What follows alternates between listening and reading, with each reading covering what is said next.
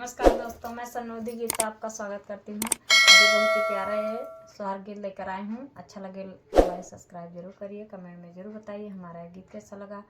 और गीत अच्छा लगे तो लाइक सब्सक्राइब जरूर करिए, फुल वॉच करिएगा दोस्तों। धन्यवाद।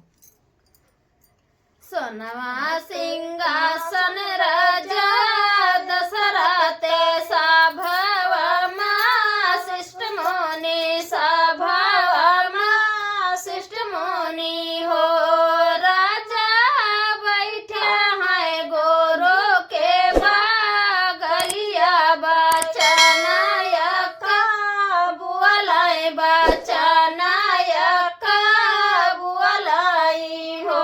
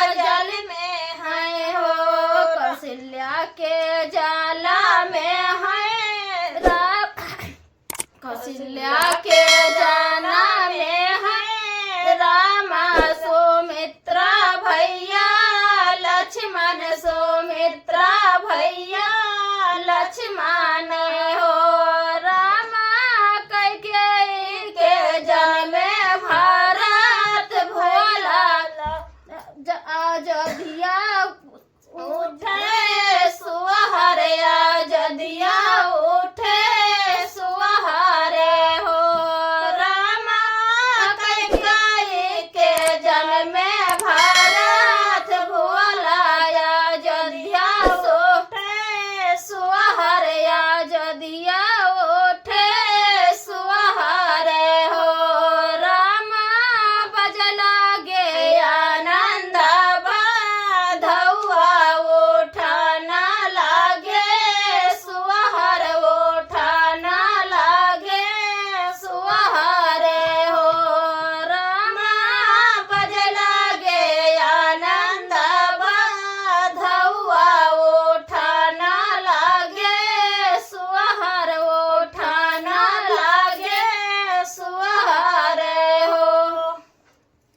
तो दोस्तों हमारा गीत कैसा लगा आप लोग कमेंट करके ज़रूर बताइएगा, फुल वॉच करिएगा दोस्तों।